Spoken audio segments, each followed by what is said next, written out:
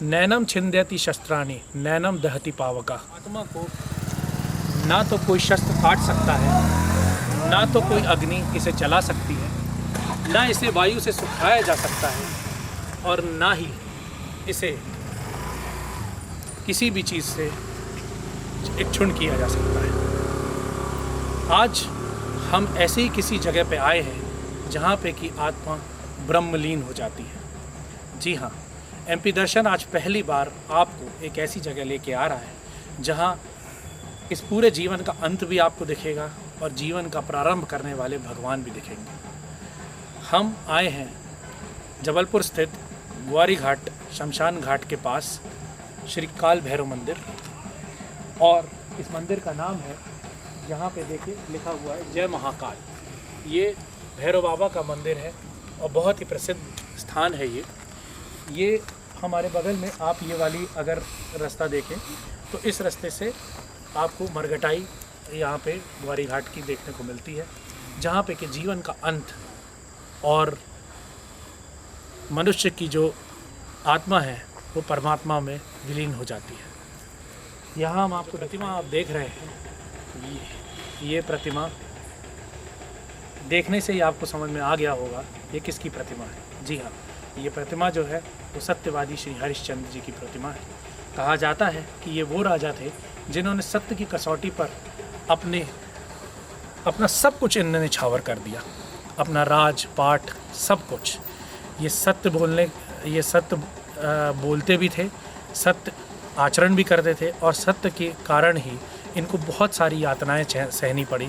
यहाँ तक कि एक राजा होते हुए इन्हें अपने जीवन काल में एक चांडाल, जिसको कि हम कहते हैं कि जो मरघटाई में शवों को जलाने का प्रबंध करते हैं, वो वाला कार्य भी इनको यहाँ पे करना पड़ा। लेकिन उसके बावजूद ये सत्य के रास्ते से पदभ्रष्ट नहीं हुए और अंततः इनको सद्गति प्राप्त हुई। इसलिए कहा जाता है आज भी कि राजा हरिश्चंद्र बन रहे हैं, यानी इसका मतलब सत्यवादी हैं और सत्य की राह पे चल। काल भैरव मंदिर या भोले बाबा मंदिर यहाँ पे जो स्थित है वो शमशान के देवता का मंदिर कहा जाता है। ये शमशान घाट के ग्वारी घाट शमशान घाट, जो कि जबलपुर रेलवे स्टेशन से करीबन 8 किलोमीटर की दूरी पर है, यहाँ पे ये स्थित है। और इसे यहाँ पे जो आपको इतनी शांति दिख रही है, आपको चारों तरफ यहाँ पे जो वातावरण दिख रहा है वो इतना शांत इसलिए है क्योंकि बाजू में मरघटाई है। ये जो मंदिर है, यहाँ से सीढ़ियाँ जाती हैं नीचे की तरफ, जो कि आगे जाके आपको मंदिर मिलेगा, और उस मंदिर से आप थोड़ा सा आगे और जाएंगे तो आपको माँ नर्मदा का तट मिलेगा। ये माँ नर्मदा का तट वो स्थान है जहाँ पे की पूजा अर्चना और एक अलग ही आपको ऑरा देखने को मिलता है। ये जो मंदिर है ये काफ़ी प्रसिद्ध मंदिर है। यहाँ पे लोग अपनी श्रद्धा भाव से हर शनिवार को यहाँ आते हैं। आइए हम आपको ले चलते हैं इस मंदिर और हम जानेंगे कि इस मंदिर की विशेषता क्या है। रात में अभी यहाँ पे आरती हो रही है, हम आपको आरती भी दिखाएंगे और हम आपको ये भी दिखाएंगे कि एक तरफ इस मंदिर के जहाँ जीवन का अंत है, वहाँ इस तरफ प्रभु प्राप्ति के लिए लोग क्या क्या जत्न करते हैं। एमपी दर्शन के इस चैनल के थ्रू आज हम आए हैं, जैसा हमने आपको बताया, काल भैरव मंदिर, जो कि जबलपुर में हम भी हमने आपको बताया, उसका पूरा अवलोकन भी दिया है कि काल भैरव मंदिर जो है वो ग्वारी घाट के पास ग्वारी घाट शमशान घाट के बगल से ही आपको देखने को मिलता है। और अब हम इस भव्य मंदिर के सामने आ गए हैं।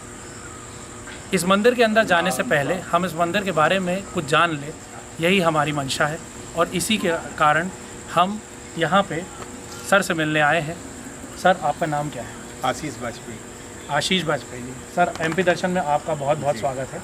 हमारा जो चैनल है एमपी दर्शन जी, वो ना केवल जबलपुर अपितु पूरे मध्य प्रदेश में जितने भी भगवान के रमणीय स्थान हैं, तो जहाँ पे कि भगवान की झलकी देखने को मिलती है, और ये पता चलता है हमारे व्यूवर्स को कि किसी मंदिर में क्यों जाना चाहिए, उसकी विशेषता क्या है, वहाँ जाने से क्या लाभ प्राप्त होता है, इसका हम लोग एक पूरा अवलोकन, एक पूरा ओवरव्यू देते हैं।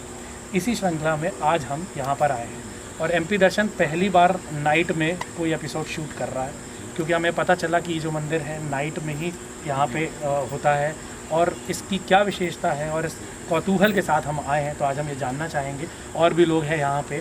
मैं ये बता दूं कि मैं इस मंदिर से पहले से भी जुड़ा हुआ हूँ, पहले भी मैं आता रहता हूँ, सर का सानिध्य मिलता रहता है, लेकिन कभी ऐसा सौभाग्य हमें प्राप्त नहीं हुआ, क्योंकि ऐसा कहा जाता है कि जब प्रभु बुलाते हैं तभी आप आ सकते हैं, है ना। तो हम उसी श्रृंखला में आज आए हैं। तो सबसे पहले तो सर हम हमारे व्यूवर्स को ये बताइए कि ये मंदिर का प्रागट्य कैसे हुआ और इस मंदिर की क्या विशेषता है। श्री बटुकनाथ भगवान की जय, काल भैरव भगवान की जय। यह मंदिर जो है सैकड़ों वर्ष पुराना है। मतलब हम जब से यहाँ जुड़े हैं हमने तो मतलब तब से मंदिर के दर्शन होते रहे। और मंदिर शमशान भैरव हैं, इनको शमशान भैरव बोला जाता है। यहाँ चैतन्य अवस्था में 24 घंटे चिताएँ जलती हैं और बाबा यहाँ साक्षात विराजमान हैं। यहाँ इनका भ्रमण भी होता है, बाबा का अनुभव होते हैं, बाबा के भ्रमण के अनुभव होते हैं रात्रि में। कैसे अनुभव? मतलब आपको बिल्कुल एहसास होगा कि बाबा है आसपास। मतलब आप जब बैठेंगे, ध्यान में बैठेंगे, एक चित्त होके बैठेंगे तो आपको एहसास होगा कि बाबा का यहाँ भ्रमण है, बाबा का अनुभव है। कुत्तों की इनकी जो टोली होती है, जैसे ही उनका भ्रमण होता है तो इन लोगों का उनके साथ में फिर एक भौंकने का जो सिस्टम होता है, अलग टाइप का सिस्टम, वो बिल्कुल रेगुलर। अच्छा। हाँ, रेगुलर। जब और अमावस्या, पूर्णिमा और विशेष तिथियों में बाबा का भ्रमण होता ही है। मतलब प्रत्यक्ष प्रमाण है।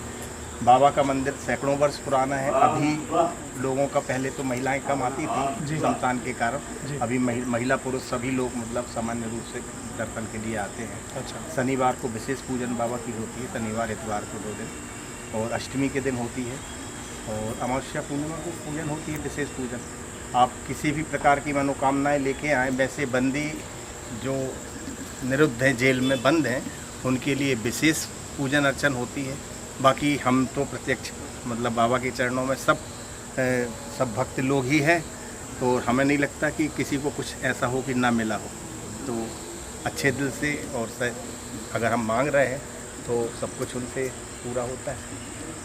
और हम आपसे ये जानना चाहेंगे कि जैसे यहाँ पे जो पूजा होती है वो सिर्फ सैटरडे को होती है कि रोज़ होती है? नहीं, पूजन तो रोज़ होती है। अच्छा। पूजन तो रोज़ होती है, सुबह शाम पूजन होती है। मंदिर तो शनिवार को कुछ ज़्यादा महत्व है? शनिवार को असल में क्या होता है कि आजकल शनि का ज़्यादा वो चक्कर चलता है, तो कलयुग के 2 प्रत्यक्ष देवता जो बोले गए, एक हनुमान जी महाराज और एक काल भैरव, जो प्रत्यक्ष देवता है। पल में मतलब आप एक घंटे भी अगर बाबा के पास बैठे कहो, 1 घंटे में वो खुश होके मतलब आपके ऊपर मतलब प्रत्यक्ष बिल्कुल जी। तो इसलिए ज़्यादा लोगों का कि तुरंत मतलब रिस्पांस मिले, तो वो वाला है खेल यहाँ कि तुरंत रिस्पांस का। हम जब भी किसी मंदिर में जाते हैं तो वहाँ पे जो भी महंत होते हैं, जो भी पुजारी होते हैं, जो हेड होते हैं, उनसे हम एक चीज़ ज़रूर पूछते हैं कि अगर इस मंदिर में हम आएँ तो भक्ति का एक सुगम रास्ता क्या है। सुगम रास्ते का मतलब मेरा यहाँ पे ये है कि देखिए, भक्ति सब कर रहे हैं, लोग अपने घर पे भी कर रहे हैं, यहाँ भी आके कर रहे हैं, और मंदिरों में भी जा के कर रहे हैं, लेकिन वो प्रोसेस क्या है जिससे कि हम जल्द से जल्द प्रभु कृपा इस मंदिर के द्वारा प्राप्त कर सकते हैं। भैया यहाँ पे पुजारी जी जो महंत मुन्नापुरी महाराज जी यहाँ के हैं पुजारी, जो शमशान को भी देखते हैं पूरा, और यहाँ के मठाधीश हैं वो जी, है ना।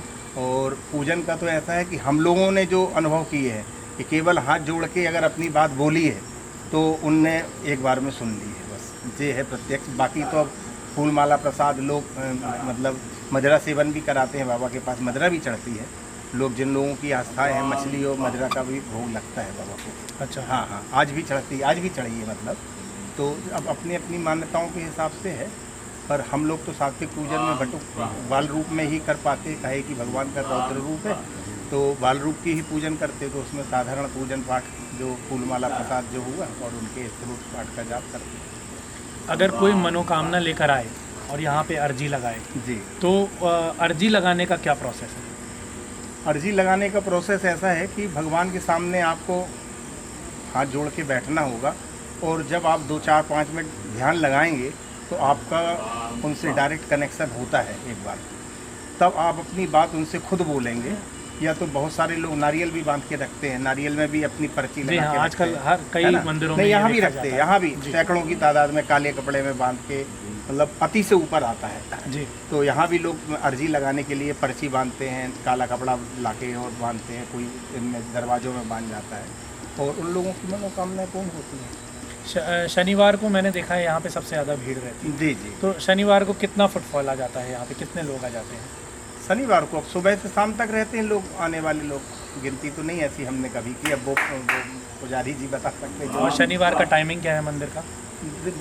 मंदिर तो पूरे दिन खुला रहता है, पर ज़्यादातर अभी गर्मी के कारण का होता है कि शाम को हम लोग को तो शाम ही को आना होता है। रात्रि पूजन ही, मतलब चाहे शिवरात्रि हो, चाहे नवरात्रि हो, चाहे कोई भी त्यौहार हो, तो रात्रि ही पूजन अधिकतम होता है। अमावस्या में भी रात्रि ही पूजन होता है, रात्रि का ही पूजन होता है। और अभी हम जब आपसे बात कर रहे थे शूट के पहले, तो आपने बताया था कि यहाँ पे कोई एक और स्थान है। हाँ, बाबा का स्थान है, मसान बाबा के नाम से। हाँ, मसान बाबा के नाम तो से। हम चाहेंगे कि एमपी दर्शन के व्यूअर्स उस स्थान को भी देख लें। बिल्कुल बिल्कुल। और हम उसका भी एक ओवरव्यू लेना चाहेंगे जी। तो पहले अपन मसान बाबा के पास चलते हैं। आइए। रात की जय, हर हर महादेव।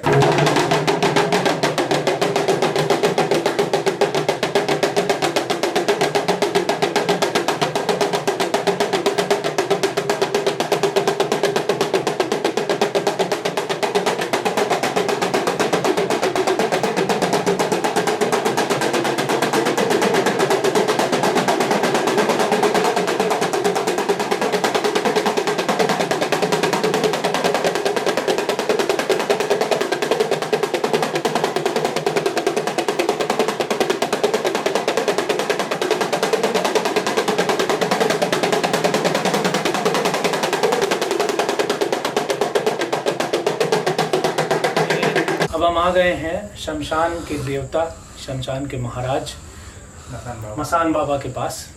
मसान बाबा का पूरा अवलोकन हम आपसे लेना चाहेंगे कि मसान बाबा क्या है, मसान बाबा की महत्वता क्या है और इन्हें शमशान में क्यों पूजा जाता है। बोलिए मसान बाबा की जय। मसान बाबा जो हैं भैरव बाबा के ही रूप में हैं जी। भैरव बाबा का ही एक रूप है मसान बाबा का, जिस शमशान के रक्षक देवता हैं। यहाँ जो शमशान पूरा है इनके अंडर में है, बाबा के अंडर में। लोग यहाँ आते हैं, अमावस्या पूर्णिमा को यहाँ रात्रि पूजन, पूरी रात पूजन होती है, बलि भी होती है, बलि भी होती है और तामसिक पूजन लोग जो लोग करते हैं वो लोग आते हैं पूजन तो करते हैं। ये बलियाँ छोटी बलियाँ होती होंगी? हाँ, बलि अब जो लोग बकरे भी, मेढ़ा भी, जो हाँ, जैसी मान्यता होती है वैसी पूजन होती है। जो पंडा लोग होते हैं जो झाड़ा फूंकी करते हैं वो लोग यहाँ मान्यता में पूजा करते हैं, करवाते हैं। अच्छा। और ये जो देवता है, ये यहाँ पे जितनी भी शक्तियाँ विराजमान होती हैं उन सब के प्रमुख माने जाते हैं। जी जी। तो इनका कोई दिन होता है जिस दिन इन्हें पूजा जाता है? अमावस्या पूर्णिमा, अमावस्या पूर्णिमा एरिया है ये शमशान के बिल्कुल बैक साइड है जी जी, है ना। और यहाँ प्रतिदिन पूजा होती है, प्रतिदिन पूजा होती है। तो देखिए, आप लोग देख सकते हैं ये वही सिद्ध स्थान है जिसके बारे में हमें बताया गया था। और आज हमें एमपी दर्शन की तरफ से पहली बार ऐसी जगह देखने को मिल रही है। हम चाहेंगे कि लोग यहाँ आए, अपने मनोकामना पूर्ण करने के लिए जो भी यहाँ पे श्रद्धापूर्वक बोलना चाहें बोल सकते हैं। उनको अपने दैनिक जीवन में, जैसा कि आपने बताया, लाभ भी मिलेगा बिल्कुल, और उनको महाराज की कृपा भी मिलेगी। तो बोलिए शमशान बाबा की जय। जय श्री काल भैरव भगवान की जय। ओम देवराज देवमान पावनाग्रि पंकजम व्यालय सूत्रमिंदु शेखरम कृपाकरम नारदादि योगी वृंद वंदितम विलंबरम काशिकापुरादिनाथ काल भैरवं भजे भानुकोटि भास्वरं भवाब्धितारकं परं नीलकण्ठमीश्रितार्थदायकं त्रिलोचनं कालकालाम्बुजाक्षमक्षशूलमक्षरम्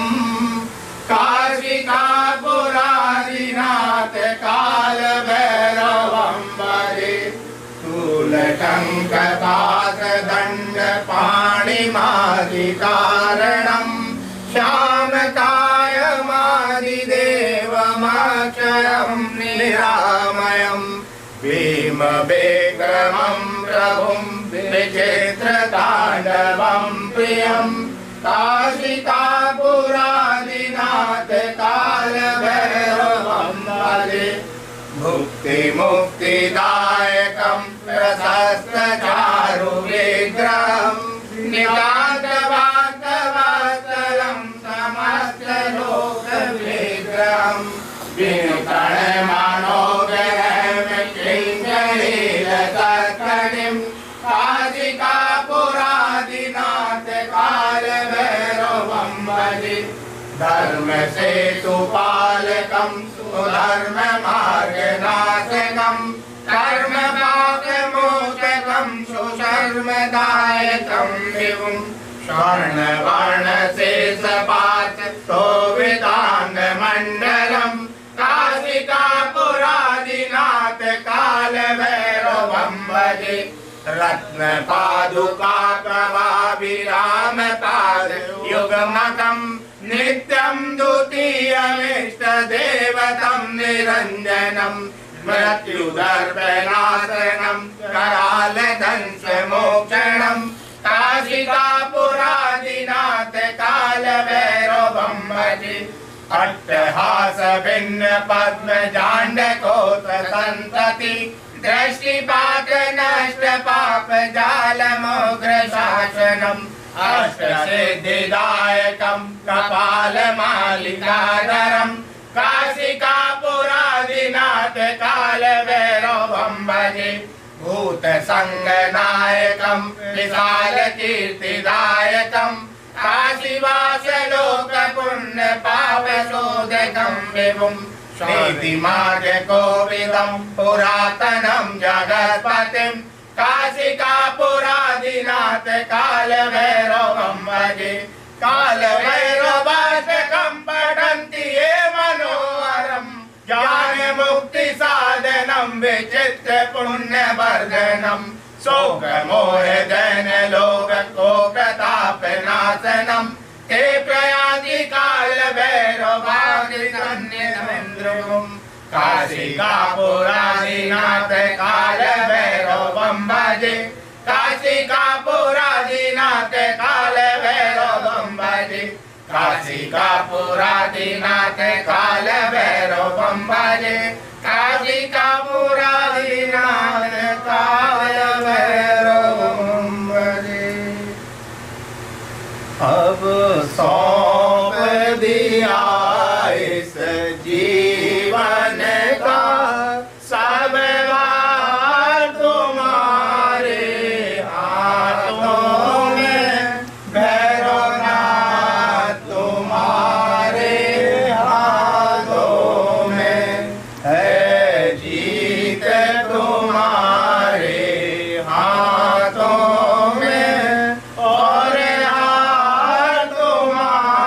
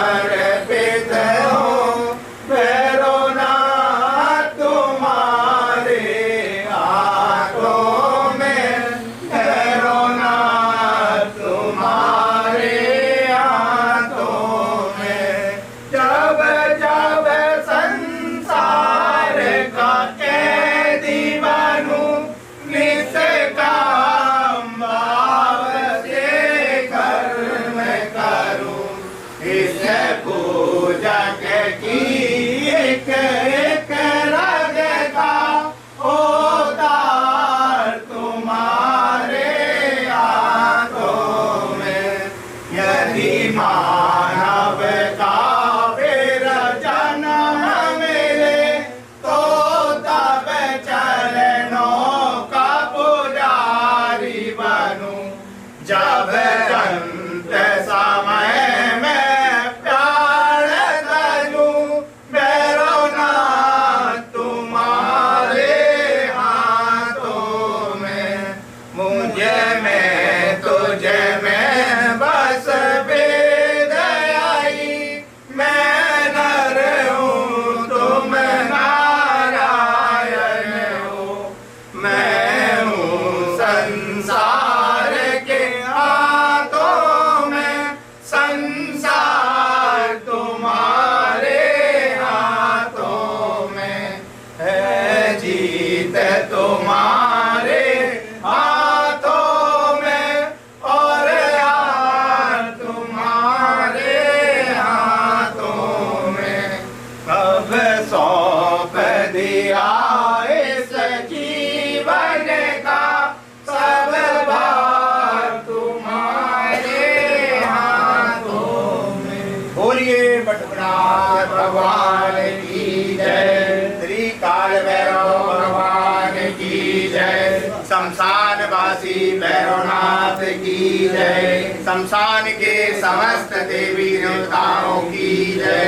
सद्गुरुदेव भगवान की जय। बोलिए अपने अपने माता पिता की जय। सत्य सनातन धर्म की जय हो। सब संतों की जय हो। सब भक्तों की जय हो। मात नर्मदे हो पार्वती पतये हर हर महादेव। श्री भगवान भगवान की जय। यहाँ जैसा कि हम देख पा रहे हैं एक वेदी लगी हुई है और अभी हम सर से पूछेंगे कि ये जो वेदी है इसकी क्या महत्वता है। भैया ये वेदी जो है सैकड़ों वर्ष से जो धूना है जी बाबा का धूना है ये सैकड़ों वर्ष से निरंतर ऐसे ही चलता रहता है। जब नर्मदा मैया बारिश में बाढ़ में कभी आती हैं 2-4 साल में तो ये धूना ले जाके ऊपर लगा लेते हैं। अच्छा। और नहीं फिर जई लकड़ी ले जाके ऊपर लगा लेंगे वहाँ जलेगा। जब माई चली जाएंगी लौट के वापस तो फिर यहाँ और इसमें लकड़ी जो लगती है चिता की ही लकड़ी लगती है रोज। मतलब जो शमशान चिताएं जलती है उसी की लकड़ी यहाँ जो बच जाएगी लकड़ी वही लकड़ी इसमें 24 घंटे वही लकड़ी चिता की। तो हमने यहाँ पे आपको ये बताना चाहेंगे कि जो चिता में जो लकड़ी लगती है वही लकड़ी यहाँ पे जलाई जाती है और उसी लकड़ी से ही यहाँ पे धुना दी जाती है। और इसी भस्मी का जो है बाबा का भस्म आरती भी होती है। इसी भस्मी को लोग ले जाते हैं अपने साथ तो कहीं मतलब गंदे सपने आते हैं बच्चों को नज़र लग जाती है बहुत सारी तबीयत में तो भस्मी लगा के और बाबा का स्मरण करके देते हैं तो उससे लोग लाभ होता है। और आइए हम यहाँ हम यहाँ ये जानना चाहेंगे कि यहाँ पे प्रतिमाएं जो लगी हुई हैं जैसा कि हम ये किनारे में देख सकते हम चाहेंगे कि आप सबका एक छोटा सा अवलोकन दे दें कि वो प्रतिमा किसकी है। ये तो भैरव भगवान जी की है। मुख्य पीठ में जो है श्री काल भैरव भगवान विराजमान है। और ये जो है ये काल भैरव भगवान जी काल भैरव भगवान है। सामने जो नीचे जो गणेश जी भगवान है नर्मदेश्वर गणेश कहलाते हैं। ये भैया इतनी छोटी प्रतिमा थी नर्मदा जी से निकली थी गणेश जी का आकार बना है तो यहाँ पे स्थापित हुई है और थोड़ा थोड़ा बढ़ रही है प्रतिमा धीरे धीरे करके अब मतलब कम से कम 4-5 इंची में आ गई है। 2-2.5 इंची की प्रतिमा थी। और भगवान के बाएं तरफ भोलेनाथ जी हैं वो पिंडी के रूप में भी हैं और मूर्ति के रूप में भी हैं। यहाँ पर भैरवनाथ के दाहिनी तरफ जो है महाकाली माता विराजमान है और उनके और दाहिनी तरफ नर्मदा जी विराजमान है। बाबा का ये जो पूरा ओवरव्यू हम आपको दिखा रहे हैं ये हम इसलिए दिखा रहे हैं क्योंकि ऐसा एक मान्यता है ऐसा लोग कहते हैं कि मरघटाई जो है वो बहुत ख़राब जगह है या बहुत डरावनी जगह है यहाँ नहीं जाना चाहिए या रात को नहीं जाना चाहिए। तो हम आपको ये बात बताना चाहेंगे कि ये बातें अपने आप में सही है कि वहाँ नेगेटिव एनर्जीज रहती है, सब कुछ रहता है, लेकिन ये जो मंदिर यहाँ स्थापित है ये मरघटाई से थोड़ा सा दूर है, अपितु भले लगा हुआ है लेकिन थोड़ा सा दूर है, और यहाँ पे आपको प्रभु कृपा मिल सकती है। यहाँ आपको भक्ति करने से आपको भक्ति का फल मिल सकता है। यहाँ अगर आप बार बार आते हैं और प्रभु के श्री चरणों में अपनी इल्तिजा अपना जो भी आपकी प्रॉब्लम है, जो भी आपकी परेशानी है वो रखते हैं, तो उसका आपको निदान मिल सकता है। इसलिए इस मंदिर की ये विशेषता है। यहाँ पर कोई भी ऐसी डरावनी क्रिया नहीं होती है। यहाँ पे कोई ऐसा कुछ नहीं होता जो कि आपको भयभीत करे, अपितु आपको आपके रोज़मर्रा जीवन में और आपके आंतरिक सुख के लिए आपको यहाँ पे एक सन्मार्ग दिखाया जाता है। यही हम आपको बताना चाहते हैं। क्यों सर, सही बोल रहा हूं? जी बिल्कुल। एमपी दर्शन की तरफ से हम और हमारी पूरी टीम यहाँ के लोगों का और खासकर सर का बहुत बहुत धन्यवाद करती है कि आप लोगों ने इतना समय निकाला, हम लोगों को मौका दिया इस मंदिर के बारे में लोगों तक जानकारी पहुँचाने का। और हम यही चाहेंगे कि प्रभु की श्री चरणों में हमारी यही दुआ है और हमारी यही इल्तिजा रहेगी कि यहाँ आने वाले समस्त लोगों की सारी मनोकामना वो जल्द से जल्द पूर्ण करें, और हम अपना सानिध्य और अपनी रक्षा हमारे लिए और हमारे व्यूवर्स के लिए और हमारे यहाँ पे आने वाले लोगों के लिए सदैव और सदैव बनाए रखें। बोलिए काल भैरव भगवान की जय। बोलिए काल भैरव भगवान की जय। हर हर महादेव, हर हर महादेव की जय। बम बम। बम बम। ऐसे ही रोचक मंदिर और जगहों को देखने के लिए हमारे चैनल को लाइक करें, सब्सक्राइब करें, और हाँ, बेल आइकन दबाना ना भूलें। एक और मुहिम हमने चालू की है जिसके तहत हम आपको ये बताना चाहेंगे कि आने वाले समय में ऐसे रोचक मंदिर जो आपको पता हो और आपको लगता हो कि एमपी दर्शन की टीम वहाँ पहुँचे, तो उन्हें हमारे कमेंट सेक्शन में आप ज़रूर लिखें। पहले भी कई लोगों ने कई सारे मंदिर यहाँ पे मेंशन किए हैं और हम कोशिश कर रहे हैं कि हम उन मंदिरों तक पहुँच सकें। ये मंदिर भी उसी श्रृंखला का एक छोटा सा हिस्सा है, छोटा सा पार्ट है, और हम चाहेंगे कि आगे भी ऐसे ही मंदिर हम और अपने व्यूवर्स के लिए ला सकें, ऐसे स्थान हम आप तक ला सकें। हमारे चैनल को लाइक, सब्सक्राइब और शेयर करना ना भूलें। बेल आइकन ज़रूर दबाएं ताकि आने वाले एपिसोड्स आप लोगों को दिख सकें। आगे आने वाले एपिसोड्स में हम आपको पूजन की विधि और इससे जुड़े हुए और रोचक तथ्य भी लाते रहेंगे। तो कैमरामैन शेखर के साथ मैं सौरभ सबलोक आप सबका बहुत बहुत धन्यवाद देते हुए एक और भक्ति के सफ़र में आपका अवलोकन करते हुए धन्यवाद करता हूँ। जय श्री राम, जय जय भोले बाबा।